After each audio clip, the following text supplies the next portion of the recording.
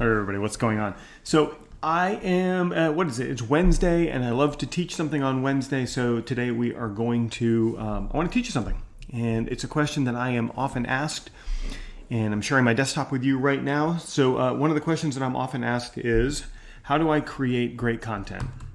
So let's talk about that. So I've got a document open right here. You can see me typing.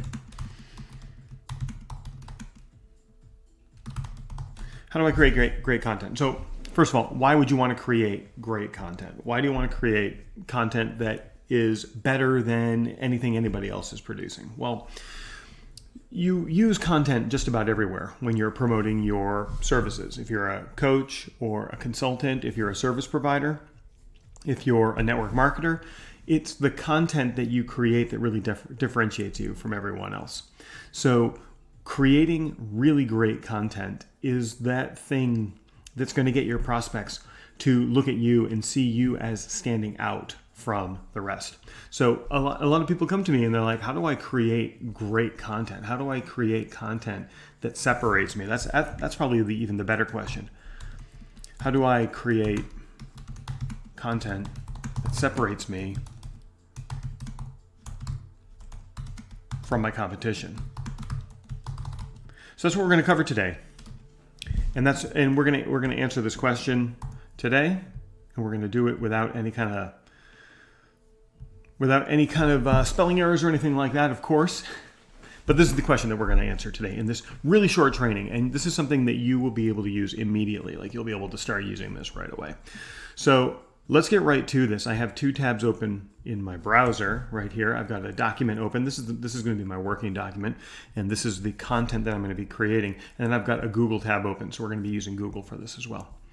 So the reason that we want to create great content beyond having it separate us from our competition and having us stand out in our market is because you create great content and you can use it everywhere. You can use this on your socials. So this content could be a post on Facebook that demonstrates your core competency. This could go in LinkedIn. It could be the basis for an Instagram post. It could go on your website, and it's also something that you could use as a script for a video. So what I'm going to show you right now is the foundation for creating content that will work anywhere and everywhere. And so, watch, follow along. It's actually really easy. So let's, in this fictitious world that we're using for this, for this example today, let's imagine that I sell espresso machines. I love espresso, so I think about it all the time, so might as well use it in the example. So let's imagine that I sell espresso machines and I want to write some great content on espresso machines. Well, one of the first things that I should probably do is head over to Google and see what other people are writing about espresso machines. So I just switched my tab over to Google, and if I sell espresso machines, I'm probably selling them to people who use them in their homes. So let's do home espresso machine. All right, so one of the first things that we can do is just kind of look through this list right here, because these suggestions right here from Google, so I just did home espresso, but you can see these suggestions from Google are going to be some of the top searches that people are searching for. I know you ignore these most days when you're searching for stuff, but Google wants you to have a great experience, so Google is going to show you what other people are searching for. So this right here should give you some ideas for what kind of content you can create, because these are the things that most people are searching for. Think about that for just a second. You're creating content, you want it to be something that your audience wants to read. Well, let's let Google tell us what your audience wants to read. So home espresso machine with steamer, that's a pretty good one. Home espresso machine, I'm just going to keep this basic, so let's just go with home espresso machine. And let's just see what turns up. Now, this further refined this list. You can see repair keeps showing up quite a bit. Reviews is showing up.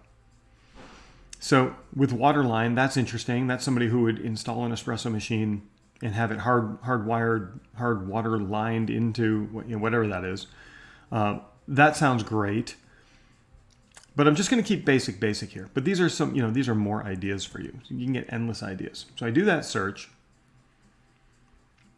And I'm going to skip the ads, and I'm just going to start observing what some of these titles look like. 10 Best Espresso Machines 2021. That's pretty good. And then we have Best Espresso Machines of 2020. That's interesting. Best Espresso Machine 2021. Pardon me. So I'm seeing a lot of dates showing up here. So it really seems to me like Google is favoring articles that have a date in them, a date in the title at least. All right, so the Best Espresso Machine. So what I'm going to do is I'm just going to grab this right here. I'm going to copy it. I'm going to head back over to my document. And now here is the title of my article. Okay, so I'm just going to paste that here. And this becomes the title of my article. Now, let's say if this is for a website, you're going to want to, mess around with this a little bit. Like we discover the espresso. You just read it. We discovered the best espresso machines 2021. That would work. If you're doing this for social media, you probably just want to narrow it down to like your top pick, because you're going to just talk about one, keep it nice and concise. If you're doing this for video, you could review maybe the top 3. So you could do the top three best espresso machines for 2021 if that's your video. All right, so however you decide to do this, whether it's one, or more, you've just discovered what a great title is. Because Google is telling us. Google is telling us what the best titles are. Google's putting these organic results here because they're the best. Okay, so now how do we build out this content? Well, I want to show you something inside of Google search that you probably ignore, that you probably don't even look at this. You search every single day and you ignore these things. And they're actually here to make your life easier, but we're going to use them differently. We're going to use them for a different purpose, and that's right here. And that's the People Also Ask right here. So under People Also Ask, there are like the top 4. We can see here the top 4 questions that people are asking. So I did a search for home espresso machine. Google is saying, here are some questions that people ask. And Google is showing me this because Google thinks that I might have these questions as well. So it's trying to give me a really good experience on the platform by predicting the question that I might be asking as I'm doing this search. So we've got these 4 here. Well, what we can do is we can just take this and pop it over here into our document. And I'll grab the next one as well.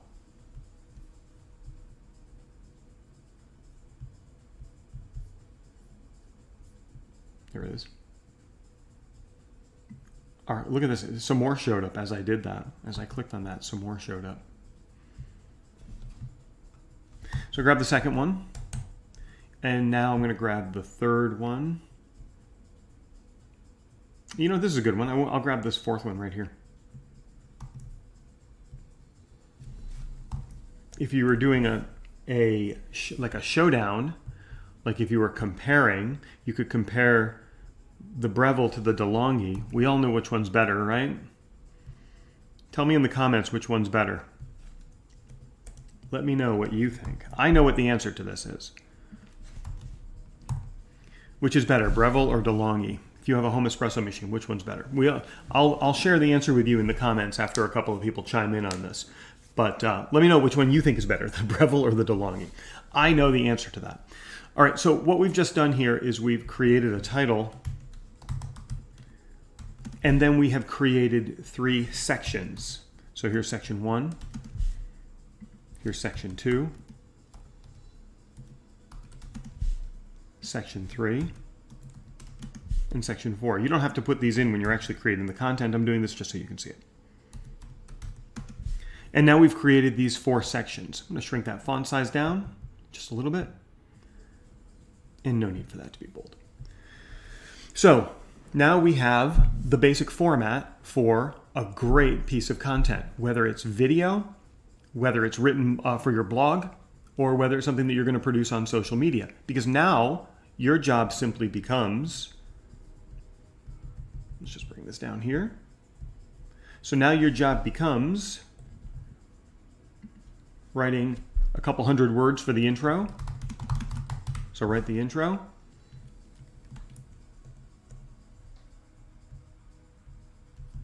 And then answer each of these questions.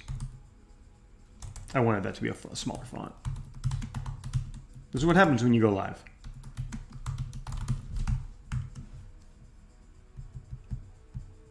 Yeah, and then answer these questions. So you answer this question here, right? Write an answer for that question. Write an answer for this question. And here's your format the whole way through. Easy, easy. You should know this. If you're writing about your area of expertise, you should be able to answer these questions. Imagine if somebody just walked up to you and said, what's the best espresso machine for home use? If you sold espresso machines, you'd be able to tell them. So you now have this incredible format for creating this hugely meaningful content. What's your competition doing? I don't know. They're walking around writing about themselves and their own struggles. No one's listening to that. That's repelling people. This is going to attract people. You're demonstrating your expertise, you're demonstrating your authority, you're building trust because you're sharing great information, and now you have this format this framework for writing a really, really solid piece of content. And it's something that you can do for free, and you can do like as soon as this video is done. And all we did was one really quick Google search and used something that you completely ignore every single day. And now you won't. Now you see it there. All right. So this shouldn't take long. This should take you about 15 minutes to write the rest of this. And then you have a solid piece of content that you can use everywhere. Make a blog, share it on your socials, create a video, pop a nice picture up on Instagram, let this be the description, and now you've got some great content. All right, I'm going to wrap up this training.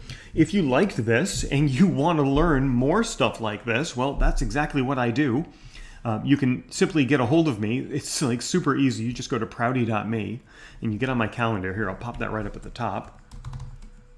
Just hop to that link. Make it lowercase. I think it works. I think it works best lowercase. I don't know why. But yeah, go to prouty.me. Hop on my calendar.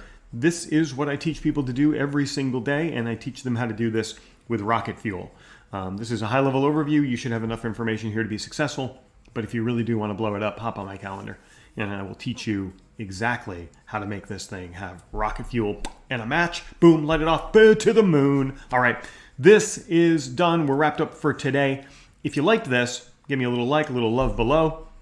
Give me a little comment. Let me know if you like the DeLonghi or the Breville better. And I'll give you my answer in a couple of days. All right, I'm going to wrap up this live, and I want to thank you so much for your time. Hope you got something out of this.